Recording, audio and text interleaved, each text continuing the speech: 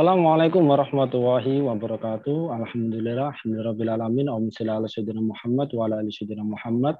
Pemirsa kajian dimanapun Anda berada, salam jumpa kembali dengan saya Aziz Rahman di program Kabar Petang edisi Selasa 21 September 2021. Insya Allah beberapa menit ke depan kami akan menemani Anda mencermati dan menelah berita paling menarik dan paling populer hari ini bersama narasumber yang kompeten di bidangnya dan tentunya dari sudut pandang Islam. Baiklah pemirsa, inilah kabar petang selengkapnya.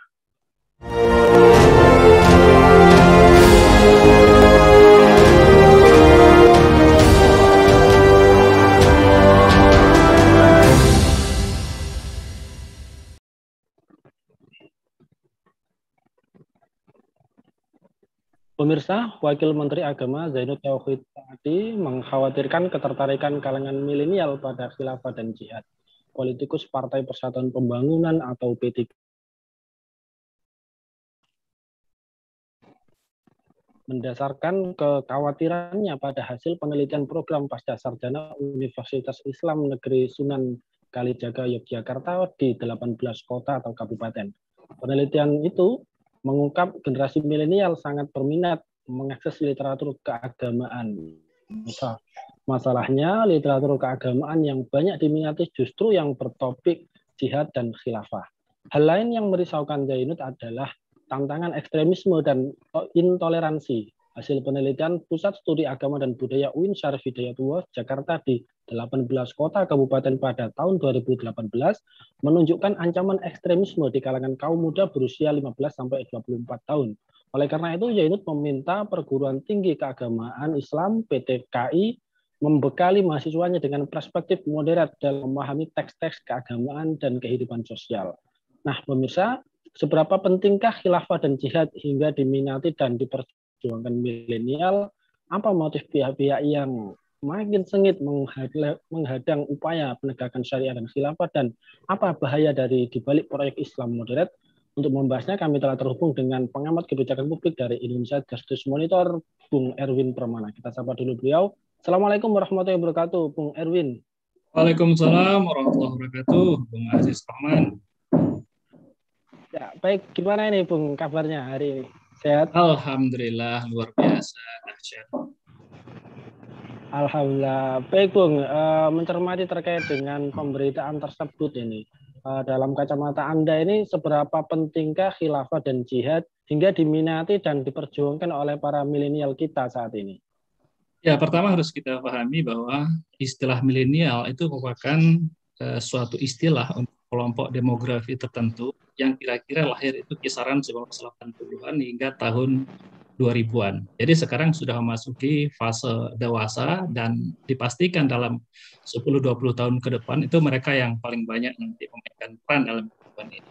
Nah, yang penting dari karakter milenial ini adalah melekat dalam diri mereka itu karakter digital gitu. Sebab bagaimanapun mereka ini tumbuh dan berkembang itu seiring dengan pertumbuhan teknologi digital. Sehingga kemudian tidak berlebihan jika disebut bahwa gennya milenial itu merupakan gen digital. Nah, ini poin pertama. Nah, di dalam era digital ini suatu keniscayaan terjadi yang namanya banjir arus informasi. Ya, melalui media digital, maka anak milenial itu mudah mendapatkan berbagai macam informasi yang mereka butuhkan. Ketika misalnya mereka mendengarkan satu istilah, misalnya, mereka dengan sangat gampang mendapatkan istilah itu melalui ujung jari mereka. Kenapa? Karena kebiasaan untuk mereka dengan berbagai informasi yang melimpah itu, ya, itu kemudian tentu saja membentuk semacam karakter berpikir kritis di kalangan milenial. Jadi kalau misalnya dibilang anak-anak sekarang itu kritis lah, iya. Kenapa? Ya karena memang gen mereka itu gen digital dengan berbagai macam kelimpahan informasi yang mereka punya yang berbeda dengan generasi orang tua mereka. Jadi mereka sangat tertarik dengan informasi-informasi yang update. Gitu. Kenapa? Karena kalau nggak begitu mereka menjadi kudet, kurang update. Nah, ketika mereka mendapatkan satu istilah, sebutlah misalnya tentang khilafah, ya, maka mereka juga dengan sangat mudah memahami apa itu khilafah dengan mencari informasi itu di internet. Walaupun di internet banyak informasi-informasi yang tidak benar tentang khilafah, informasi-informasi yang mencipta buruk melakukan khilafah yang dilakukan oleh orang-orang yang tidak bertanggung jawab gitu ya. Tapi juga tidak sedikit di internet itu tersedia informasi yang menjelaskan konsep khilafah itu dengan terang, dengan jelas. Ya, rasa ingin tahu mereka yang mendalam akan menghantarkan anak-anak milenial ini mendapatkan pemahaman yang benar tentang khilafah. Maka semakin sering istilah khilafah ini didengung-dengungkan, sebut-sebut, maka akan semakin banyak milenial yang tahu apa itu khilafah. Nah, kita paham rezim ini merupakan rezim yang paling hobi menyebut khilafah, jihad, seperti tadi yang Bung Aziz katakan, dengan nada-nada negatif. Nah, sadar ataupun tidak, sebetulnya rezim ini setelah berkontribusi meningkatkan rasa ingin tahu para milenial itu tentang apa itu khilafah, tentang apa itu jihad. Akhirnya apa yang terjadi adalah mereka justru semakin paham dan semakin banyak yang bukan hanya sebatas tahu, bahkan kemudian mengambil bagian dalam perjuangan khilafah itu. Sebab bagaimanapun nama khilafah itu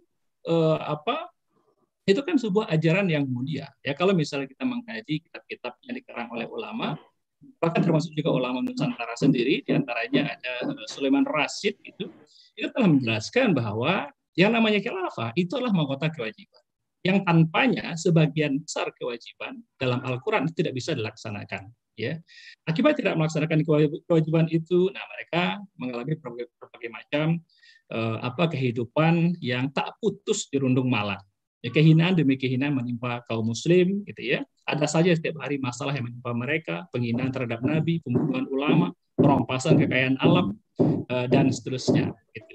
Nah, jadi dalam fikih Islam, khilafah dan jihad itu merupakan dua ajaran Islam yang paling mulia sebagai metode untuk mendirikan Islam dan kaum muslim. Ya. Khilafah untuk menjaga dan menjalankan seluruh syariat Islam, sedangkan jihad untuk memberantas berbagai macam kezaliman di berbagai negeri Islam. Nah, tentu saja kemudian konsep ini diminati oleh milenial, karena bagaimanapun Islam merupakan ajaran yang memuaskan akal sesuai dengan fitrah manusia dan juga menenteramkan jiwa. Ya, sekaligus sebagai solusi atas ketidakadilan yang ditimbulkan oleh ideologi sekuler kapitalis yang tidak sejalan dengan fitrah manusia dan telah menimbulkan berbagai macam kerusakan yang setiap hari kita saksikan hari-hari ini. Saya kira begitu, Bung Aziz. Ya, baik. Lantas kemudian kira-kira apa ini? Bahaya dibalik dari proyek Islam moderat ini? Kan kalau kita melihat ini kan ada beberapa hal yang saya pikir perlu untuk dicermati ya, dan di mana letak kekeliruan dari paradigma Wamenak Zainut Tauhid ini menurut Anda, Bung Erwin? Ya, jelas proyek Islam moderat itu berbahaya. Ya, letak berbahayanya yang paling nyata dan terlihat oleh kita pada tataran praktis ya, menjadikan kaum muslim sebagai sasaran tembak. Jadi korban dari moderasi agama ini siapa? Ya, kaum muslim. Mana ada orang Kristen, Hindu, Buddha, Konghucu yang menjadi korban dari moderasi agama. Ya. Kemudian istilah moderasi agama ini juga kalau kita memperhatikan dikontraskan dengan ekstremisme radikal. Siapa itu yang dituduh dengan ekstremisme dan radikal? Itu ya umat Islam gitu. Jadi umat Islam selalu menjadi korban dari paham ini. Tapi itu juga kalau kita memperhatikan sikap ya pemerintah yang menjadikan umat Islam seperti anak tiri, ya bahkan cenderung dimusuhi gitu. Sedangkan umat selain dari Islam itu seperti anak kandung. Ya, lihat saja misalnya baru-baru ini ada pembunuhan pendeta ya di Papua. Jokowi langsung bikin tim investigasi.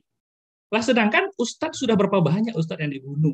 Baru-baru ini juga ada yang namanya pembunuhan Ustadz itu di Tangerang ini.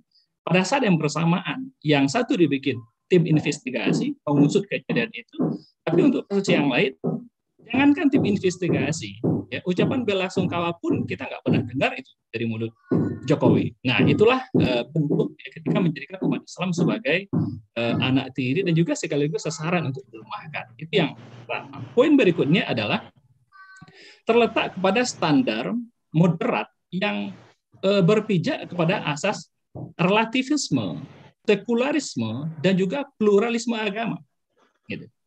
Jadi ukuran moderat atau tidak itu pasti akan merujuk kepada tiga gagasan tersebut.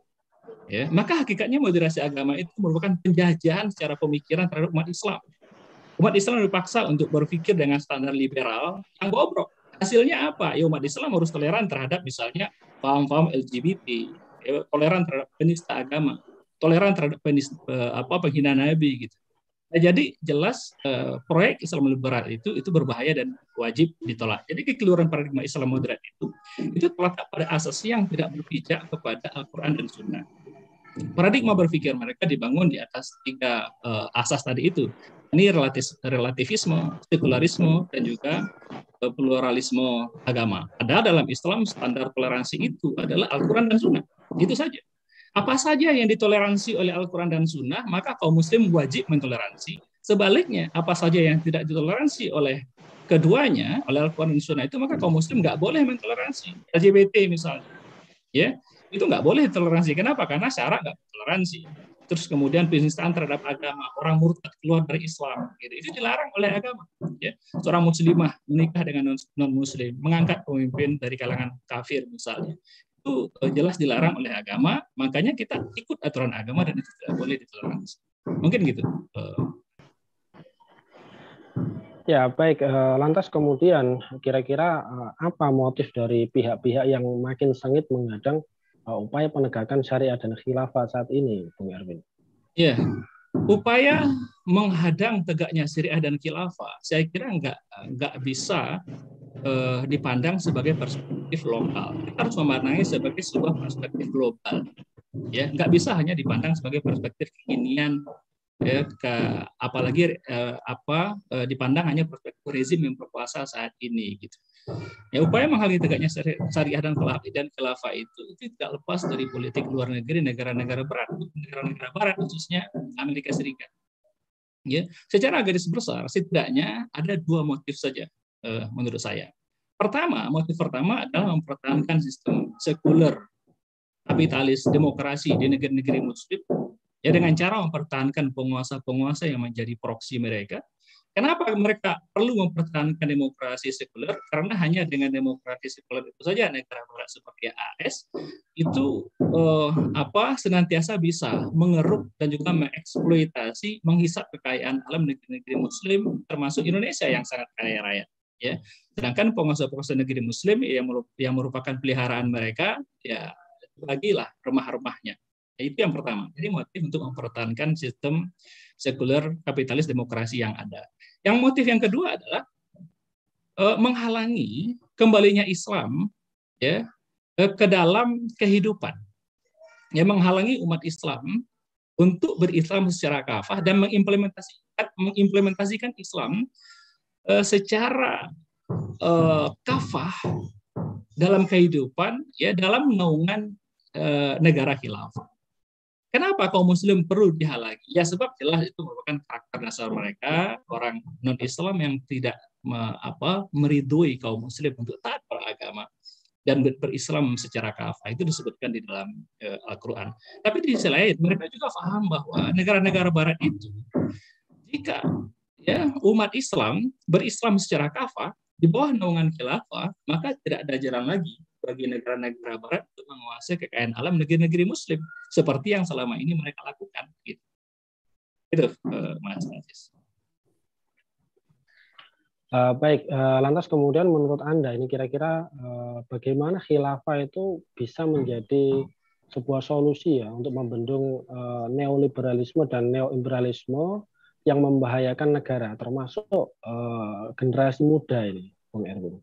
Ya, pertama jelas bahwa negara khilafah itu merupakan konsep negara ideal. Ya, dia memiliki standar sendiri yang bersumber dari Islam dalam membangun masyarakat. Masyarakat dalam negeri muslim merupakan masyarakat heterogen, jadi dari berbagai suku, bangsa, dan agama yang diatur dengan peran hidup yang khas yang bersumber dari Islam dengan standarisasi Islam. Ya, negara khilafah tidak mengekor kepada ekonomi mereka, sosial, budaya, hukum, ya, perdata dan pidananya semuanya itu bersumber dari Islam. Ya, tidak ada satupun di antara konsep itu yang terbukti salah. Berbeda dengan konsep negara kapitalis selama ini yang semuanya coba-coba, hukumnya coba-coba, ekonominya coba-coba. Sedangkan sistem Islam semuanya benar dan semua terbukti sukses dalam membangun sebuah peradaban agung sepanjang sejarah Islam. Itu yang pertama. Yang kedua, ini tidak lepas menurut saya dari sifat neoliberalisme dan neoimperialisme itu sendiri yang sangat eksploitatif. Ya. Artinya neoimperialisme dan neoliberalisme itu merupakan sebuah konsep yang rusak semenjak lahirnya Begitu dijalankan, hasilnya adalah kemerosotan moral, gitu. Mulai dari rusaknya moral pejabat hari ini, kemudian moral generasi muda masyarakat, ya, kemudian politik tipu-tipu, kebangkrutan tataran alam, kehancuran lingkungan, kebangkrutan ekonomi. Gitu. Jadi di satu sisi ada kerusakan, terus kemudian di sisi lain ada solusi sebetulnya, ini khilafah. Dan tinggal kemudian konsep ini disosialisasikan secara luas ke tengah-tengah masyarakat. Nah, Barat paham betul tentang hal ini. Karena itu mereka melakukan idiom yang disebut dengan buruk muka cermin dibelah, gitu, Bung Aziz. Jadi realitas buruk kehidupan hari ini akibat penerapan sistem kapitalis demokrasi, ya mereka menyalahkan khilafah, kan gitu. Padahal kerusakan ini akibat itu, Bung. Ya, baik. Lantas kemudian ya, ketika saat ini banyak di antara kaum milenial ini yang meneriakkan slogan-slogan Islam begitu ya. Maksud kami slogan-slogan Islam. Dan kemudian mereka juga masif begitu untuk menentang rezim yang represif. Nah, bagaimana seharusnya ini agar arah perjuangan mereka ini, arah menuju ke perubahan ini yang seharusnya yang benar ini, kira-kira harusnya bagaimana ini, Bung Erwin? Setidaknya ada beberapa poin yang bisa saya sampaikan. Pertama adalah perjuangan itu tidak boleh bermodal semangat belaka. Karena kalau perjuangan bermodal semangat itu pasti akan cepat masuk angin, akhirnya berhenti, kan gitu. Kedua, perjuangan itu nggak bisa disendiri-sendiri, akan tetapi harus disatukan. Dan ikatan yang menyatukan mereka itu harus ikatan yang benar. Apa itu? Ikatan akidah Islam. Ya. Sebab ikatan akidah Islam itu merupakan ikatan yang paling kuat, yang mampu mengikat manusia, ya, dari dunia bahkan hingga ke akhirat. Yang dengan ikatan itu mereka akan sanggup berjalan bersama, berjuang bersama, ya, menanggung penderitaan bersama, kemudian menang bersama, nantinya juga berkumpul bersama, surga, kan gitu. Berkolaborasi bersama, dan kolaborasi itu merupakan karakter mendasar dari generasi milenial. Itu poin yang kedua. Poin yang ketiga adalah harus jelas tujuan apa yang akan dituju. Nggak boleh tujuan itu ngambang. Tujuan Islam apa ya? Jelas untuk menegakkan Islam. Bukan hanya semata-mata membuat orang Islam itu berkuasa gitu.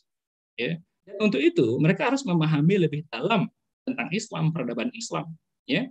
Memahami Islam sesuai dengan petunjuk Nabi, sesuai dengan ajaran Nabi. Bukan memahami Islam sebagai seperti petunjuk Amerika atau ajaran AS dengan berbagai macam embel-embel, Islam liberal, Islam moderat, gitu. Ada lagi Islam Nusantara yang memiliki esensi yang sama, ya, yakni liberal itu sendiri. Gitu. Itu poin yang kedua. Tujuannya adalah untuk menegakkan Islam. Poin yang ketiga adalah perjuangan yang harus mereka jalani haruslah mencontoh kepada Nabi Muhammad SAW.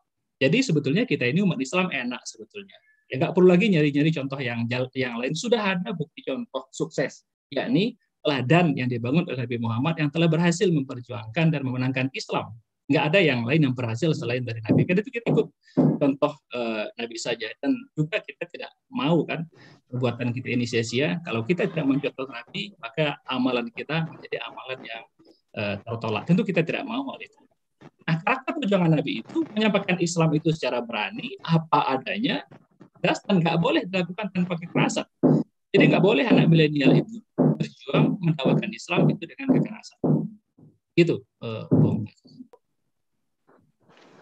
Baik, Bung Erwin. Terus kemudian ini yang terakhir, Bung. Apakah generasi muda hari ini menyadari ya bahwa telah dengan, maksud kami menyadari dengan baik ada kekuatan tersembunyi yang mereka miliki ya di dalam perjuangan Islam ini. Bagaimana kemudian juga bagaimana pembinaan yang perlu dilakukan ya agar para generasi muda itu benar-benar terlibat aktif ya, di dalam perjuangan untuk Islam, termasuk di dalam memperjuangkan khilafah Rasyidah yang sesuai dengan metode kenabian yang sedikit Anda singgung di awal tadi. Ya, saya kira kesadaran hari ini sudah mulai muncul, dan kemunculan itu kalau saya perhatikan seperti bola salju ya, yang semakin lama menggelinding, semakin besar dan semakin cepat dan nyaris seperti tak bisa lagi ditahan. Ya, jadi mustahil mampu menghalangi tegaknya Islam dalam kaidah khilafah hari-hari itu. Ya, slogan-slogan demokrasi yang dulu lantang diteriakkan anak-anak muda ya sekarang semakin sunyi, dan itu bukan hanya di negeri Muslim, Mas Aziz, ya. Tapi juga di Barat. Publikasi terbaru di negara Amerika sendiri itu hanya sekitar 19% anak muda yang secara terbuka mengakui diri mereka itu sebagai penganut kapitalis. Ya, jadi ideologi kapitalis itu hanya dianut oleh generasi tua mereka. Kenapa? Karena demokrasi kapitalis itu hanya menghasilkan semacam ketimpangan ekonomi yang luar biasa. Ya dulu 1% orang menguasai kekayaan 99% orang. Saat ini 1% orang itu menguasai 2 kali lipat 99% orang itu. Nah, jadi luar biasa ketimpangan akibat kapitalis. Karena itu generasi muda ini ketika mereka sudah paham perlu dilakukan pembinaan dengan sekolah Islam yang baik ya agar terbentuk kepribadian Islam dalam diri mereka ya sehingga kemudian mereka menjadi muslim sejati tentunya ya yang memperjuangkan agamanya peduli terhadap kerusakan negeri ini akibat sistem yang rusak. Nah pembinaan itu bisa lakukan secara umum. Ya, seperti agenda-agenda seperti ini diperbanyak aja ya teman-teman anak muda yang memiliki pemahaman Islam bikin channel-channel YouTube yang banyak ya sebagai saluran komunikasi Islam sehingga semakin banyak lagi orang yang tercerahkan. Ya, selain itu juga dilakukan pembinaan yang cukup hanya bersifat umum tapi tentunya juga kajian-kajian yang lebih intensif. Sebab bagaimanapun yang namanya ngaji itu tentu harus intensif sehingga kemudian jelas arahnya. Sekarang sudah sangat banyak kok ya forum-forum mulai dari forum trotoar ya, kajian trotoar ya, orang-orang yang suka kajian-kajian formal banyak sekali yang namanya kelompok-kelompok hijrah yang mudah kita dapatkan. Nah jadi setidaknya itu yang bisa dilakukan pembinaan yang bersifat umum harus dilakukan terus kemudian bersifat spesifik untuk memahami detail ajaran Islam itu sendiri. Mungkin demikian Bung Aziz. Ya, baik Bung Erwin, ini Masya Allah nih luar biasa atas pencerahannya. Insya Allah nanti kita ketemu lagi di lain waktu dan lain kesempatan ya. Demikian, mudah-mudahan bermanfaat gitu. Assalamualaikum warahmatullahi wabarakatuh, Bung Erwin. Waalaikumsalam warahmatullahi wabarakatuh. Baik pemirsa, demikianlah kabar petang pada edisi kali ini. Semoga Anda mendapatkan banyak manfaat dari acara kami. Insya Allah kita bisa bertemu lagi besok di jam dan channel yang sama. Jangan lupa like, comment, share, subscribe, serta klik tekan loncengnya agar tidak ketinggalan info terupdate dari KJ News. Karena hanya di sinilah Anda akan mendapatkan informasi terupdate, teraktual dari sudut pandang Islam. Akhirnya saya Aziz Rahman beserta seluruh kru yang bertugas undur diri. Assalamualaikum warahmatullahi wabarakatuh.